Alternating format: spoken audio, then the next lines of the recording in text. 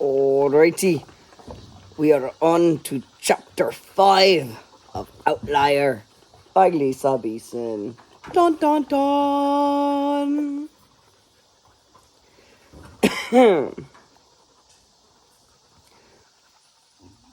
Wake up, girl!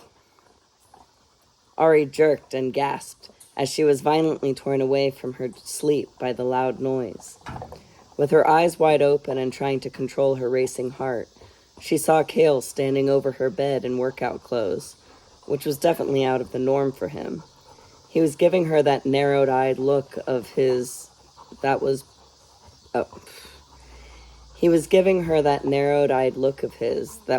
pretty much the norm.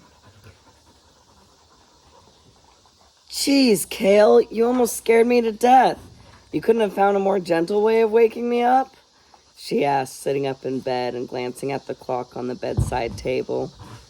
5:35 a.m.? She noticed a bunch of boxes and bags stacked by the armoire in the corner of the room. What's all that stuff? She asked through a yawn. Clothes. Be down in the gym in 10 minutes. Training starts today. Are you serious? It's 5 in the morning. She looked at him incredulously. You should find the appropriate clothing in there, he said, pointing to the Nike bags. Then he walked out of the room and closed the door. Ugh, he is so frustrating. There's no way this is the same guy Gemma hero worships. There had to be some self-serving reason why he'd been so nice to her and her son. Ari just couldn't figure out what it was yet. Babies. She got out of bed and quickly went to the bathroom before looking for the clothes Cale was talking about. Looking through the Nike bag, she picked out a pair of black capri running tights, a fitted tank top with a built-in sports bra, not that she had much to secure yet, and a lightweight running jacket. How Cale knew her size was beyond her, but she was now down to 5 minutes, so she thought it best to hurry up and get dressed. As she was putting on her socks and shoes, she saw a small furry face poke out from under the bed. Aw, Norma, did that mean man scare you too? It's okay, he's gone now. Norma came out for a quick head rub before Ari got up and left the room. Cam was just coming out of his room as well, yawning and putting his long hair back into that samurai half ponytail he liked to wear. And he was also wearing new athletic gear. No more vintage Jared clothes for him anymore. I guess you got Cale's drill sergeant wake-up call too? Ari asked. I wish. Mr. Grumpy Pants just slapped me on the head and told me to be down in the gym in 5 minutes, he complained. Come on, we better get down there before he gets even grumpier. Maybe ditching us wasn't the worst thing he ever did. Cale was waiting for them when they got down to the ballroom-turned-state-of-the-art gym. It was strange to see the posh decorative crown molding, crystal chandelier, and the beautifully painted antique mural on the ceiling, mixed with weights, padded floor mat, and various gym equipment. You're late. Don't let it happen again, or there will be consequences, Cale warned. We're only like 2 minutes late, Cam reasoned. If you're going to be traveling with me, you must be absolutely obedient to my command, he said pointedly at Ari, reminding her of the deal they had made back in Chicago. Truthful answers for obedience, and more stones. Apparently being punctual for workout is part of that now. Every morning, unless I tell you otherwise, you will be down here by 5:45. Now you will both run 8 kilometers on the treadmill. He pointed to the pair of treadmills in the corner of the room. Cam and Ari just stood there looking at him with wide, unbelieving eyes. 8 kilometers? That's like 5 miles, Ari said incredulously. 4.9712 miles. Hesitate any longer and it will be more, he warned. Cam and Ari jogged over to the treadmills and started running at an even pace. Cam looked over at Ari and signed, 5 miles? That's crazy. Ari agreed. Even when she was running with Adam, they would only go 2 or 3 miles at most. Granted, Cam and Ari had just run all over Chicago the other night, but they had been hopped up on adrenaline and running for their lives at the time. Cale turned a world news channel on the flat screen TV, which was mounted between two of the floor-to-ceiling windows, letting in the weak morning light. He started doing yoga-like stretches, loosening up his muscles. After the first 2 kilometers, Ari took off her running jacket. By the 4th kilometer, she asked Cale for some water. "Not until you're done," he answered, as he lifted a 30-pound kettlebell behind his head, working one of his massive triceps and watching the stock ticker at the bottom of the screen. "We're running on empty, man," Cam panted. "We didn't have breakfast or anything." "You're only wasting energy by talking. Hurry up and finish, then you can have your water." Ari glanced over at Cam and could practically feel the ill will flowing off him towards Cale. When they reached 5 kilometers, Ari had to slow down the pace a bit. Then Cale called over, "Pick it back up, girl, or I'll bump it up faster than before." Ari cursed him 1,000 times over in her mind as she bumped the pace back up to where it was. Both she and Cam were sweaty messes. There wasn't a dry spot left on Cam's shirt, and Ari was pretty sure she wasn't much better. At 6 kilometers, Reed came into the gym with an armful of large bottles of water. They looked like the most wonderful, refreshing bottles of liquid goodness Ari had ever seen. But instead of coming over to the treadmills, the large Scotsman set the bottles on the mat next to Cale. Then they proceeded to open 2 of them up and take a drink right in front of them. Those sadistic jackholes. Ari had liked Reed at first, but now as she was fighting for each breath, she wasn't so sure. The barrel-chested, red-bearded man waved to them like they were just taking a stroll in the park. Ari glared daggers back at him, and he just laughed and started talking to Cale. By the 7th kilometer, Ari had hit the runner's wall. Her legs felt like jelly. Her lungs felt like they were being sat on by an elephant. She couldn't possibly run another step.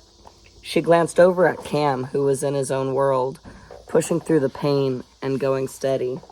So Ari dug deep. "I might not be able to walk later, but I won't let Cale beat me. I won't give up." That's when she got her second wind. A burst of endorphins flooded her system, renewing her energy. She couldn't feel her legs anymore. They were just moving, and she felt like she could go on forever. Cale walked over to see their progress. Ari looked him in his opalescent eyes and bumped up her pace to sprint the last half kilometer. Cale stared back at her, a patronizing smirk teasing the corners of his lips. Once they hit 8 kilometers, Cale told them to lower their speed to a walking pace, and then tossed them each a bottle of water.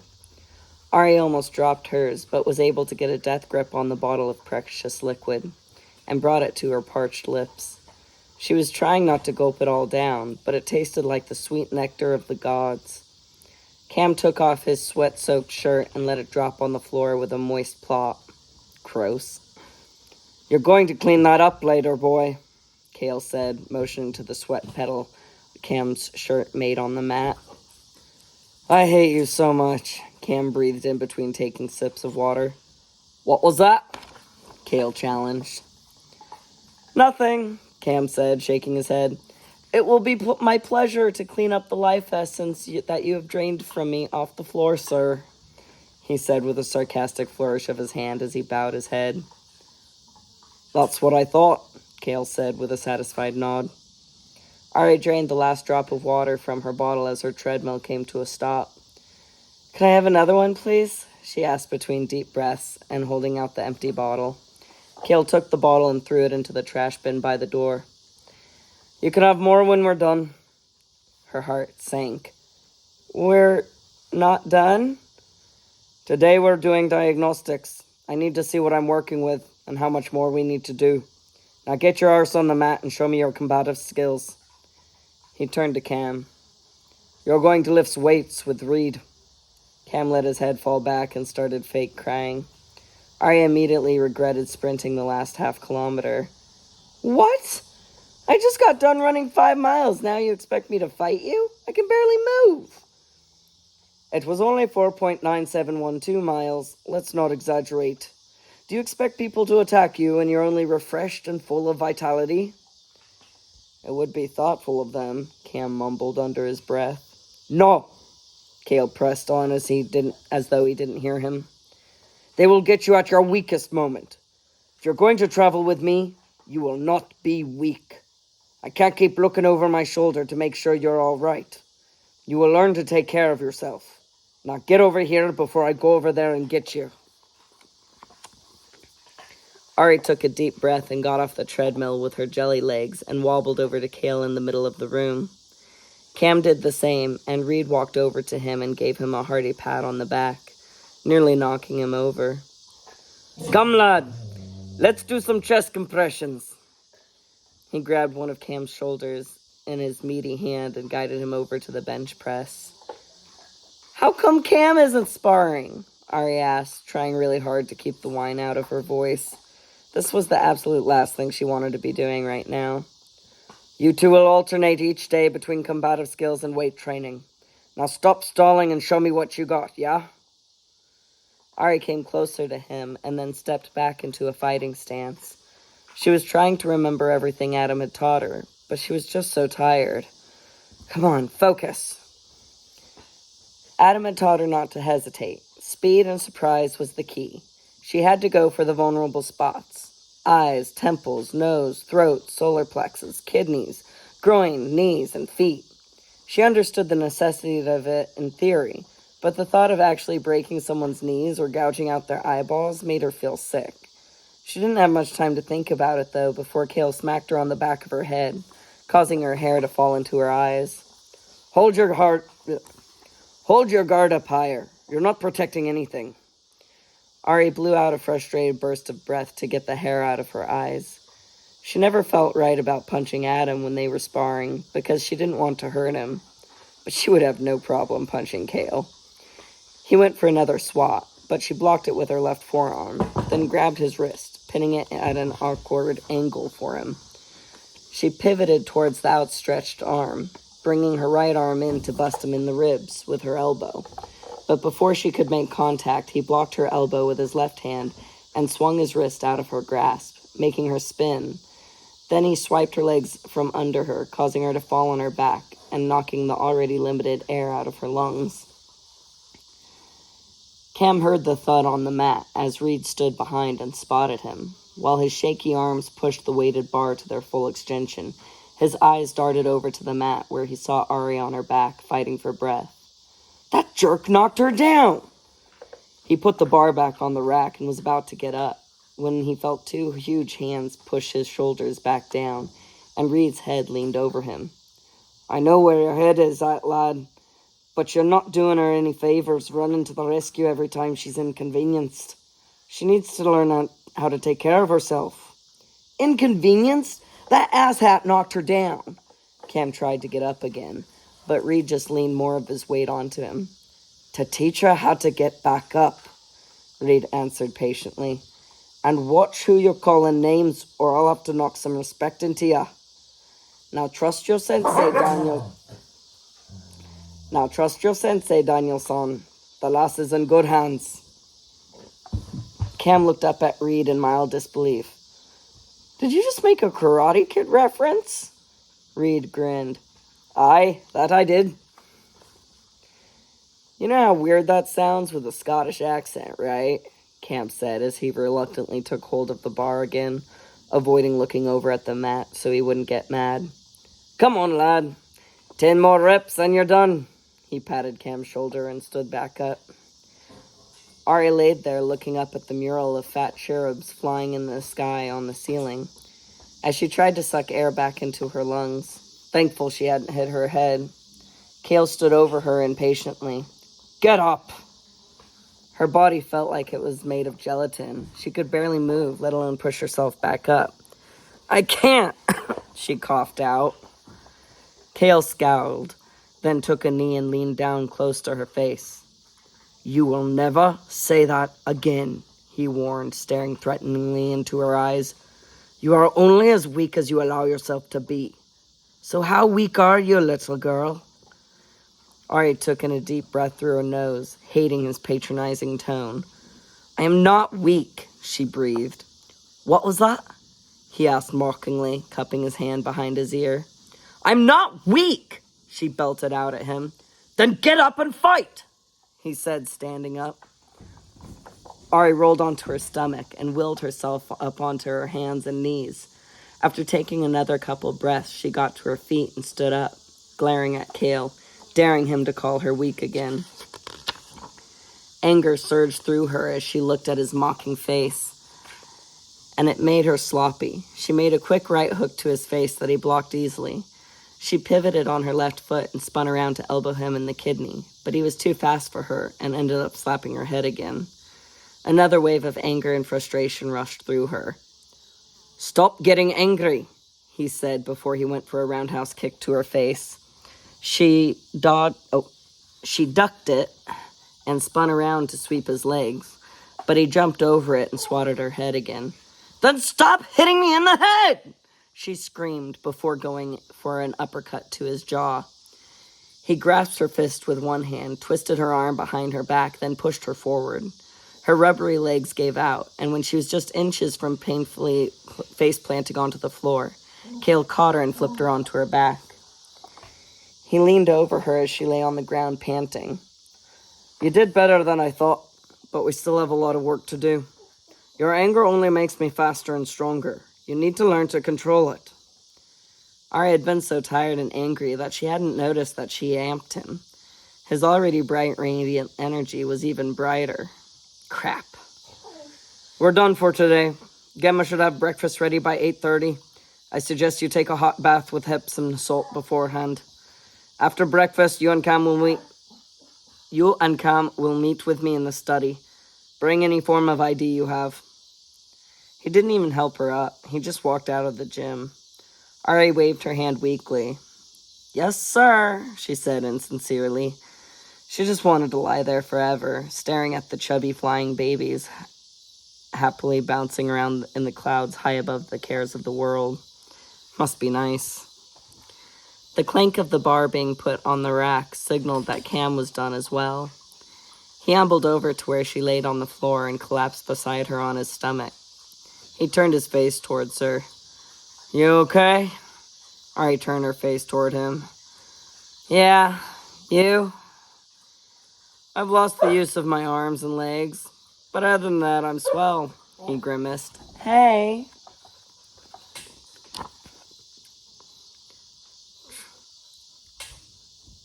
"Awesome. Did you hear what Kale decreed?" "Yeah, let's go clean up before breakfast is ready." Ari nodded. "Okay, but you're gonna have to carry me." Cam chuckled softly. "All right, just roll onto my back, and I'll inchworm us over to the stairs." Ari laughed and then rolled onto her stomach as if she was really going to do it. Then a shadow loomed over them, grabbing each under the arm and lifting them to their feet. "There's no need to be over-dramatic. Let's get you up to your rooms," Reed said as he gave them each a bottle of water. "Bless you, kind sir," Ari said dramatically as she opened the bottle and started greedily gulping it down. Reed smirked. "From the looks you were giving me earlier, I thought you hated me, lass," he said, taking their arms again and leading them upstairs. "Oh, I hated you with the passion of 1,000 burning suns. But now you're okay," she said, grinning up at him. He chuckled and shook his head. "Teenagers." That was the end of chapter 5, and I'm losing the light. Oh, man. I've got so much to do, but I'll have to wait for the morning. I'm going to see if I can key up chapter 6 with my flashlight. But for now, that was the short and exciting chapter 5. I don't know. I'm in some sort of mood today. These are just like going quickly, and I feel like I'm rushing it. I was losing the light on this one though, so I kind of was. But oh well. Hopefully it still worked out and is enjoyable and all that good stuff. Peace.